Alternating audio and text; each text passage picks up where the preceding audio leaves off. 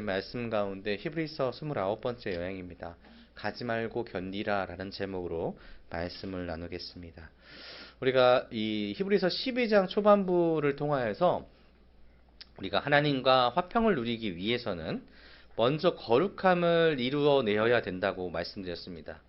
그리고 거룩함을 이루기 위해서는 우리 안에 있는 분열, 그러니까 하나님과의 분열을 일으키는 것들을 제거해야 되고, 그리고 그 분열을 일으키는 가장 중요한 포인트가 뭐냐면 우리 안에 있는 육체적인 욕망들이 일어날 때마다 그것이 하나님의 뜻과 거슬린다면 그것을 단호하게 거절할 수 있는 그런 결단이 필요하다라고 말씀을 전해드렸습니다. 그렇다면 우리가 한 주간 하나님의 말씀 가운데 사셨을까요? 내가 우리 안에 있는 것들 가운데 하나님과 대적하는 것들이 있다면 단호하게 또 아닙니다 라고 할 수 있었던 용기가 우리 성도님들 삶 가운데 있었기를 주님의 이름으로 축복합니다. 오늘은 12장에 이제 그 거룩함을 유지하라라는 그 말씀 다음에 이어지는 부분이고요. 하나님을 떠나는 것에 대한 경고를 하고 또 하나님의 성도들, 거룩한 백성인 우리는 마땅히 하나님의 품 안 가운데서 거해야지만 살 수 있다라는 그런 내용이 담겨 있는 그런 말씀 부분입니다. 먼저 우리가 하나님을 배반하지 말아야 되는 그 이유에는 그 이유에 대해서 이제 히브리서 이 오늘 본문에서는 과거에 있었던 이스라엘 백성들이 출애굽을 한 다음에 열심히 이동을 합니다. 그리고 하나님과 만났던 장소가 있습니다. 기억하시는 바와 같이 산이 있었죠. 신의 산. 그곳에서 하나님께서 임재하시는 모습을 보았습니다. 그리고 하나님께서 진동과 함께 구름, 빽빽한 구름과 함께 계신 것을 본 그 장소와 그리고 신약에 세워지는 교회, 하나님께서 직접적으로 임재하시는 바로 이 자리, 이 예배의 자리와 대조하면서 우리에게 너희는 어떻게 그 자리를 지켜나갈 것인가? 이렇게 물어보고 있는 말씀이 바로 오늘 말씀입니다. 먼저 18절과 19절 상반부를 보려고 합니다. 제가 한번 읽어드리겠습니다. 너희는 만질 수 있고 불이 붙는 산과 침침함과 흑암과 폭풍과 나팔 소리와 말하는 소리가 있는 곳에 이른 것이 아니라. 아멘. 이 앞에 있는 이 18절과 19절에 있는 내용은 이 아까 말씀드렸던 이스라엘 백성이 시내 산에서 하나님을 만나는 그 장면을 이야기합니다. 그래서 만질 수 있고 불이 붙는 산이라고 나와 있죠. 18절에 이 말씀은 이제 헬라어로는 이제 좀 깁니다. 푸셀라 포메노 카이 케카우메노 피리라는 그런 단어입니다. 근데 이게 뭐라고 해석이 되냐면 만져지고 타오르는 불이 있는 산이라는 뜻으로 해석이 되는 겁니다. 그리고 이 신의 산에 대해서 뭐라고 또 표현이 되어 있냐면은 침침함과 흑암과 폭풍과 말하는 소리가 있는 곳이라고 표현되어 있는데 이거를 개역개정에서는 우리가 지금 읽고 있는 데서는 흑음과 흑암과 폭풍으로만 이제 번역이 되어 있습니다. 그러니까 지금 이스라엘 백성이 마주한 그 산은 실제적으로 만질 수 있는 산입니다. 실제적으로 볼 수 있는 산이고요. 그래서 하나님께서 그 산 가운데 불 가운데 탁 하고 임재하셨고 어두운 가운데 폭풍과 하나님의 우레와 같은 음성이 실제적으로 들려지는 그 산이 지금 이스라엘 백성 앞에 펼쳐지게 되는 겁니다. 이 장면을 출애굽기 19장 이제 16절부터 18절에는 이렇게 표현을 하고 있습니다. 셋째 날 아침에 우레와 번개와 빽빽한 구름이 산 위에 있고 나팔 소리가 매우 크게 들리니 진중에 있는 모든 백성이 다 떨더라. 모세가 하나님을 맞으려고 백성을 거느리고 진에서 나오매 그들이 산 기슭에 서 있는데 시내 산의 연기가 자욱하니 여호와께서 불 가운데서 거기 강림하심이라. 그 연기가 옹기가마 연기같이 떠오르고 온 산이 크게 진동하며. 아멘. 지금 이스라엘 백성이 시내산에서 하나님을 만나게 됐습니다.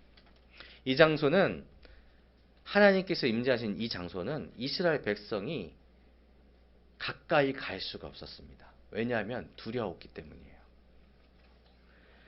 하나님의 백성으로 택함받아서 이집트에서 구함을 받았지만은 하나님이 거한 그 산 가운데 나아갈 수가 없는 겁니다.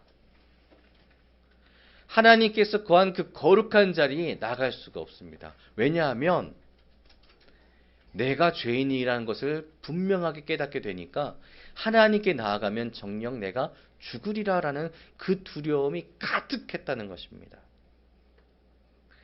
그래서 백성이었지만 거룩하신 하나님 앞에 직접적으로 볼 수도 접근도 못하는 그 원천적인 금지된 지역이 신의 산이었다라고 우리에게 알려주고 있습니다. 오히려 이 이스라엘 백성들은 하나님께서 인지하신 것을 보고 빨리 하나님께서 떠나셨으면 그런 마음을 품었습니다. 그래서 아까 말씀을 보시면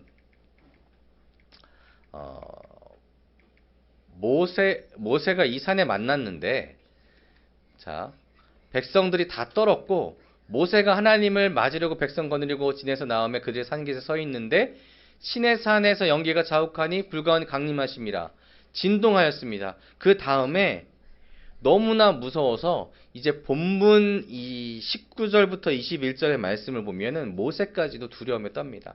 그 소리를 들은 자들은 다 더 말씀하지 아니하시기를 구하였으니, 그러니까 하나님께서 그만 말씀하시고 빨리 좀 떠나가셨으면 했습니다. 이는 짐승이라도 그 산에 들어가면 돌로 침을 당하리라 하신 명령을 그들이 견디지 못함이라. 그래서 이제 모세가 이야기하죠. 그 보이는 바가 이렇듯 무섭기로 모세가 이르되 내가 심히 두렵고 떨린다 하였느니라. 이 백성들을 하나님께서 부르셨고 이끄셨지만 하나님의 영광과 위엄 가운데 완전하게 압도된 상황이 지금 이 상황이라는 겁니다. 그래서 하나님께서 말씀하시는 것을 거부하기 시작하는 거죠. 더 이상 나는 이 두려움 가운데 거하기가 싫습니다. 하나님 뵙는 것도 두렵지만은 내가 혹여나 잘못해서 조금이라도 실수해가지고 당장 죽는 것도 두렵거든요. 사실 지금 이 오늘 본문에서는 모세가 두렵다고 표현되어 있지만 출애굽기에는 그런 표현이 나와 있지 않습니다. 하지만 출애굽기 3장의 떨기나무 앞에 섰던 모세가, 그리고 신명기 9장 19절에서 금송아지 사건이 있었던, 그러니까 내려왔을 때에 그 백성들이 금송아지를 세워놓고 아론과 함께 만들었던 그 장면에서 이 모세가 가졌던 그 두려움을 생각했을 때에는 당연하게 모세 또한 하나님을 만나는 그 장면이 두려웠을 것이다 라고 추측해 볼 수가 있습니다. 그리고 구약에서 나오는 모든 하나님을 만났던 이들의 반응은 한결같습니다. 두려움. 근데 우리가 생각하는 우리의 입장에서는 우리가 생각했을 때 하나님을 만난다. 여러분 두려우신가요? 내가 하나님을 만나는데 두려움을 가질까? 라고 물어본다면 쉽사리 이해가 가지 않습니다. 우리가 만약에 하나님을 만난다라고 했을 때 가장 먼저 생각나는 감정은 무엇일까요? 기쁨과 감격이죠. 여러분의 하나님을 만난다라는 그 이야기에는 우리는 기쁨과 감격이 넘쳐납니다. 하나님이 나와 함께 하셔. 하나님이 내 가운데에 오셨어. 내가 하나님을 만났어 했을 때는 정말로 타오르듯이 이 안에 감격이 넘쳐납니다. 그런데 이스라엘 사람들은 아니었다는 거예요. 왜 그럴까요? 왜 다를까요? 그것은 예수님께서 구원의 사역을 행하셨기 때문입니다. 바로 하나님의 택함을 받은 백성, 그 백성이 예수 그리스도로 인하여서 거룩함을 입고, 우리가 히브리서 이 전반에서 계속해서 나눴던 그 내용이 무엇이었습니까?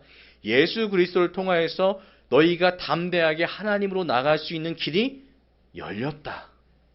아멘이시죠? 그렇기 때문에 우리는 더 이상 하나님 앞에 서는 것에 대해서 두려운 감정, 그리고 괴로운 감정, 내가 죽을까 염려하는 감정보다는 나를 구원하신 하나님께서 나와 함께 하신다라는 그 즐거움과 기쁨과 나를 인도하신 하나님께서 직접적으로 나를 만나주신다는 그 황홀함에 빠져 있게 된다는 것입니다. 그래서 우리가 하나님의 음성을 듣는다는 것을 간구하고 또 간구하죠. 우리가 만약에 하나님의 음성을 듣는다면 어떤 음성이 있습니까? 사랑이 많으신 아버지의 음성을 들을 수 있게 되는 것입니다. 찬양 중에 이런 가사가 있습니다. 부드러운 그 음성 너와 나를 부르네. 물론 그 다음 가사는 돌아와지만 주님께서 우리에게 하시는 그 음성에 대한 표현이 부드러운 그 음성 너와 나를 부르네. 왜 그럴까요? 돌아온 탕자를 위하여 잔치까지 벌이시는 사랑의 하나님이심을 우리가 깨닫고 있고 실제적으로 체험했기 때문이죠. 그래서 우리는 두려움보다는 반가움, 기쁨, 사랑을 느끼는 존재가 되었다는 것입니다. 이것이 얼마나 큰 복일까요? 구약에서 하나님을 만났던 사람들은 죄다 어떻게 하면 이 자리를 벗어날까 했지만 우리는 그 하나님을 만나는 것이 얼마나 소중하고 얼마나 바라는 것이 되었을까요? 그렇기 때문에 22절 이후에 예수님께서 구속의 역사를 이룬 다음에 성도들, 바로 우리를 향하신 말씀이 이어지는 것입니다. 그래서 여기에 제일 먼저 드러나는 단어가 있는데 그러나입니다. 구약의 그들은 그랬으나 우리는 우리 한번 같이 읽어볼까요? 시작. 그러나 너희가 이른 곳은 시온산과 살아계신 하나님의 도성인 하늘의 예루살렘과 천만 천사와 하늘에 기록된 장자들의 모임과 교회와 만민의 심판자이신 하나님과 및 온전하게 된 의인의 영들과 새 언약의 중보자이신 예수와 및 아벨의 피보다 더 나은 것을 말하는 뿌린 피니라. 아멘. 그러니까 이 앞에 있던 내용과 전혀 다름을 의미하는 단어입니다. 그것을 선언하고 있는 단어가 그러나인 것입니다. 그래서 이 단어를 이제 헬라어 원문으로 보면은 어떻게 표현되어 있냐면은 알라 프로셀렌누이다 네라고 표현되어 있습니다. 그래서 의미를 조금 표현하자면 그러나 너희는 이미 가까이 와 있다라는 표현입니다. 그러니까 구약에서는 저 멀리 떨어져 있었죠. 산에서 하나님께서 임재하셨으면은 백성들은 저쪽 멀리에서 이 산과 어떻게 하면은 가까워지지 않을 수 있을까? 내가 저 산을 어떻게 하면 보지 않을 수 있을까 했다면 지금 우리는 어떤 상황이냐면 이미 그곳에 가까이 가 있다라는 것입니다. 또 어느 곳에 가까이 가 있냐? 목적지에 지금 가까이 와 있으니까 힘을 내고 조금만 더 가면 돼요. 결코 돌아서지 마십시오. 돌아서지 마라. 지금 거의 다 왔어. 용기를 내어서 조금 더 가면 너희가 하나님께서 예비한 곳에 거하게 될 거야. 그리고 그 안에는 이미 있는 존재들이 있는데 세상과 비교할 수 없는, 그러니까 신의 산과도 비교할 수 없는 그 장소가 너희에게 준비되어 있는데 그곳이 어디냐면 갈라디아서 4장 26절에는 위에 있는 예루살렘이며 계시록 21장 2절에는 새 예루살렘, 그러니까 천국이 우리에게 예비되어 있고 가까이 왔다라는 것입니다. 외적이 침입할 수 없는 안전한 곳이라는 의미가 있는 도성이라는 것이 지금 여기에 들어있는 의미가 되는 것입니다. 하나님의 통치가 있으며 우리의 정당한 시민권이 있는 곳, 천국에 너희가 이미 가까이 와 있다라고 우리에게 응원하고 계시는 것이죠. 그리고 그곳에 거할 자가 누구냐? 바로 여기 계신 여러분들입니다. 그리고 그곳에는 이런 존재들이 있습니다. 첫 번째는 천만 천사가 있습니다. 헤아릴 수 없는 정말로 무제한적인 수, 천만. 그러니까 천만이니까 진짜 천만이 아니라 정말로 많은 천사들이 그 안에서 여호와를 찬양하고 있습니다. 너무나 많은, 정말로 헤아릴 수 없는 그 천사가 하나님께 영광들을 들고 있는 그 장엄한 자리 가운데 그 분위기가 어떻겠습니까? 축제의 자리입니다. 그 축제의 자리에 초대된 우리가 조금만 더 하면 도착할 수 있다는 것이고 참여할 수 있다는 것입니다. 그리고 두 번째로는 장자들의 모임, 교회가 있습니다. 그러니까 장자라고 표현된 것은 이제 단어 그대로의 의미, 장자의 처음 태어난 의미도 있고 은혜 받은 사람들, 선택된 자들을 뜻하는 영예의 칭호입니다. 그러니까 선택받은 이들이, 이미 선택받은 이들이 그 안에 가 있다는 거죠. 상속자들을 이야기하는 것입니다. 우리 또한 상속자라는 것이고요. 그래서 상속자인 모임인 교회는 결국 하나님 나라의 공동체인 시온산, 새로운 예루살렘, 천국으로 이어지게 될 것입니다. 우리의 공동체가 천국으로 이어지는 그 길이 될 수 있다는 것이죠. 그리고 그곳에 누가 계실까요? 하나님이 계십니다. 만민의 심판자이신 하나님, 의로운 심판의 주관자이신 하나님이 계십니다. 여기서 만민은 이 세상에 태어나고 존재하고 죽었던 모든 존재를 이야기하고요. 그러니까 모든 이들을 심판하실 수 있고 그 심판은 정당하고 의롭게 심판하실 것이다 라고 이야기하고 있습니다. 또한 그곳에는 이런 존재가 있습니다. 온전하게 된 의인의 영들. 예수 그리스도에 인해서 온전한 것을 획득한 그런 영들이 있습니다. 그러니까 모든 의로운 영들은 우리의 선조들, 그러니까 우리가 지금 12장에서 맨 처음에 어떤 장면이 있다고 했죠? 경주를 한다고 했습니다. 그런데 거기에 믿음의 선진들이 응원한다고 이야기했어요. 그 믿음의 선진들은 이미 죽었지만 그 믿음의 선진들은 끊임없이 천국의 자리에서 하나님과 함께하는 그 자리에서 우리를 위하여서 응원하고 있다는 것입니다. 온전하게 된 의인의 영들이 우리를 거기서 응원하고 있다는 것입니다. 이 사람들은 예수 그리스도로 인해서 깨끗하여짐을 얻은 사람들입니다. 그래서 히브리서 10장 14절을 기억해 보시면 이렇게 표현되어 있습니다. 그가 거룩하게 된 자들을 한 번의 제사로 영원히 온전하게 하셨느니라. 아멘.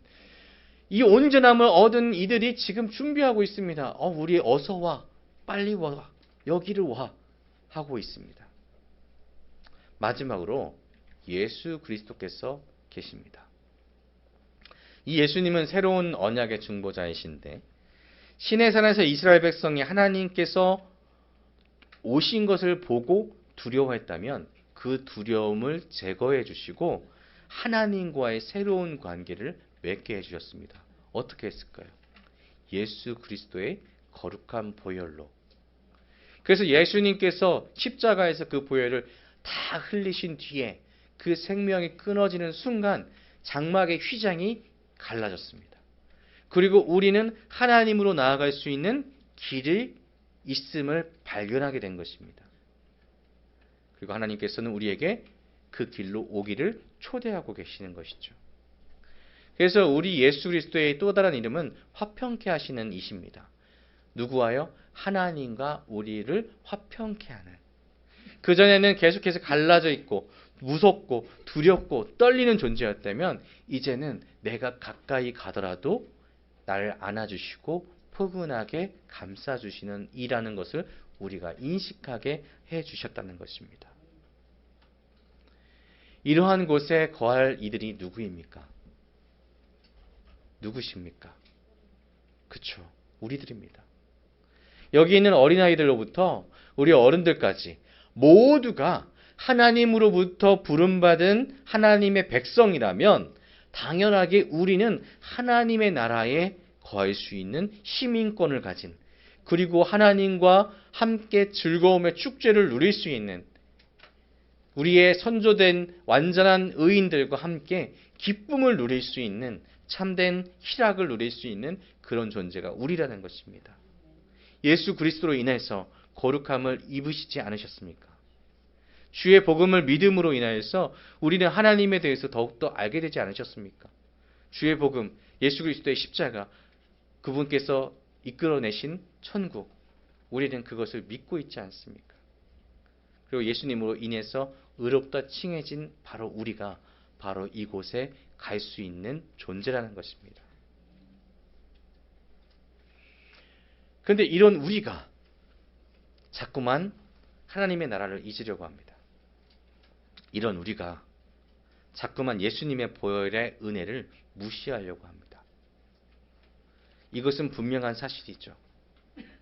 우리는 종종 하나님께서 우리에게 베풀어 주신 은혜가 그렇게 큼에도 불구하고, 강력하고 강렬했음에도 불구하고 그것을 내 기억에서 자꾸만 잊어버리려고 합니다.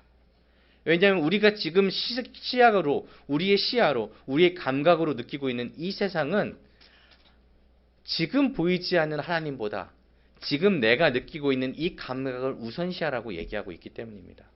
그리고 어느새 우리는 그것 가운데 내가 그렇게 사랑했던 하나님을 잊어가고 내가 보고 내가 만지고 내가 먹는 것으로 시선을 돌리고 있다는 것입니다. 그런 순간에 하나님께서는 경고하십니다. 25절부터 26절을 우리 함께 읽어보겠습니다. 잠시만. 제가 읽어드릴게요. 너희는 삼가 말씀하신 일을 거역하지 말라. 땅에서 경고하신 일을 거역한 그들이 피하지 못하였거든 하물며 하늘로부터 경고하신 일을 배반하는 우리일까 보냐. 그때에는 그 소리가 땅을 진동하였거니와 이제는 약속하여 이르시되 내가 또 한 번 땅만 아니라 하늘도 진동하리라 하셨느니라. 아멘. 하나님께서 우리에게 경고하고 있는 것은 무엇이냐면 너희가 말씀하신 일을 거역하지 말라라는 것입니다. 경고하신 일을 거역한 그들이 피하지 못하였거든 하물며 하늘로부터 경고하신 일을 배반하는 우리일까 보냐. 하나님께서는 구약의 시대부터 지금까지 끊임없이 말씀하고 계십니다. 특별히 지금 이 시대에는 하루가 멀다 하지 않고 서적으로 말씀의 영상이 얼마나 넘쳐나는지 아십니까? 세상 가운데 그렇게 말씀이 잘 선포되는 시기가 지금이 아니고는 없습니다. 날이면 날마다 계속해서 더욱더 강력하게 하나님의 말씀이 넘쳐나는 세대가 바로 지금의 세대입니다. 그런데 그 말씀을 거역한다면 어떻게 될까요? 그때에는 그 과거에는 땅만 진동하였거니와 주의 말씀으로 인해서 우리의 때에는 하늘도 진동하리라. 이 뜻은 무엇이냐면 그 말씀하시는 자, 헬라어로는 톤 랄룬타라고 하는데 계속해서 말씀하시는 하나님께서 우리에게 경고하시는 겁니다. 하늘과 땅이 진동한다는 것은 온 세계가 끝나는 그 심판의 날에 너희가 그 심판을 피할 수 있겠느냐라고 말씀하시는 것이죠. 그래서 베드로서 13장 11절부터 12절에는 이렇게 말씀합니다. 이 모든 것이 이것이 풀어지리니 너희가 어떠한 사람이 되어야 마땅하냐. 거룩한 행실과 경건함으로 하나님의 날이 임하기를 바라보고 간절히 사모하라. 그날에 하늘이 불이 타서 풀어지고 물질이 뜨거운 불에 녹아지려니와. 아멘. 그러니까 그날에 하늘에 불이 타서 풀어지고 물질이 뜨거운 불에 녹아지려니와 이 말씀은 이 세상 모든 것이 변하게 될 것이다 라는 하나님의 경고입니다. 그런데 하나님을 믿는 이들은 하나님께서 말씀하시는 것을 듣는 이들은 당연하게 어떻게 기다려야 되냐면 그 날을 거룩한 행실과 경건함으로 어떻게 해요? 거룩한 행실과 경건함으로. 그리고 우리는 어떤 마음을 품어야 되냐면 하나님의 나라의 임하기를 바라보고 간절하게 사모해야 된다는 것입니다. 왜냐하면 세상이 변화되고 세상이 무너지는 그 날은 실제적으로 많은 믿지 않는 이들에게는 심판의 날이지만 우리 믿는 성도들에게는 구원의 날이며 희망의 날이며 소망의 날이며 평화의 날이 된다는 것입니다. 그러니까 우리는 어떻게 살아야 되겠습니까? 당연하게 거룩한 행실과 경건함으로 하나님의 나라를 사모하는 마음으로 날마다 하나님께서 우리에게 말씀하시는 것을 들으며 나아가야 된다는 것입니다. 그래서 히브리서 저자는 27절부터 29절까지 천국을 유업으로 받는 우리에게 어떻게 은혜롭고 경건하게 살아가야 되는지 권고하고 있습니다. 이 또 한 번이라 하심은 진동하지 아니하는 것을 영존하게 하기 위하여 진동할 것들 곧 만드신 것들이 변동될 것을 나타내심이라. 많은 모든 세계는 반드시 흔들리고 무너지게 되어 있다는 것을 말씀합니다. 그리고 그러므로 우리가 흔들리지 않는 나라를 받았은즉 은혜를 받자. 이로 말미암아 경건함과 두려움으로 하나님을 기쁘시게 섬길지니 또는 감사하자. 아멘. 베드로와 마찬가지로, 사도 베드로와 마찬가지로 이 히브리서 기자는 동일하게 우리에게 권하고 있는 것입니다. 하나님의 은혜를 받은 우리, 마땅히 그 은혜를 잃어버릴 것에 대한 두려움을 가져야 됩니다. 그리고 마땅히 하나님께서 온 세상을 심판하실 수 있는 심판자이심을 깨닫고 그 심판에 우리가 속하지 않기 위하여 하나님을 경건한 마음으로, 세상과 구별된 마음으로 살아가야 된다는 것을 이야기하고 있습니다. 그리고 우리는 무엇을 해야 됩니까? 하나님만을 기쁘시게 하는 삶, 하나님께 영광 돌리는 삶을 살아가며 감사해야 되겠습니다. 여러분, 우리는 기억해야 됩니다. 하나님은 소멸하는 불이심이라. 모든 것을 창조하실 수 있는 분이시지만 모든 것을 진멸할 수 있는 분도 하나님이심을 우리는 잊지 말아야 되겠습니다. 우리는 하나님께서 택한 백성입니다. 믿으시죠? 그리고 우리는 흔들리지 않는 나라 천국을 받은 사람들입니다. 다니엘은 진동치 아니하는 나라라고 했고 7장 14절에 그리고 18절에는 진동치 못할 나라라고 했습니다. 어떤 것도 흔들릴 수 없는, 하나님도 흔들지 않는다라고 약속하셨던 그분의 나라를 받기로 약속받은 우리 사랑하는 성도 여러분, 하나님의 나라를 유업으로 받은 여러분, 우리는 세상 그 어떤 것들과 타협하지 마시고 흔들리지 말아야 되겠습니다. 견뎌내십시오. 그리고 받은 것들에, 받을 것들에 감사하며 살아내시길 바랍니다. 세상에 많은 것들이 우리에게 이야기할 것입니다. 지금 이 예배의 자리를 떠난 뒤에도 계속해서 우리를 향하여서 유혹하고 또 시험할 것입니다. 그렇지만 하나님께서는 우리에게 말씀하셨습니다. 견뎌라. 이제 얼마 남지 않았다. 그때를 기억하고 하나님을 사모하고 사랑할 수 있는 우리 모든 성도님 되시기를 주님의 이름으로 축복합니다. 기도하겠습니다.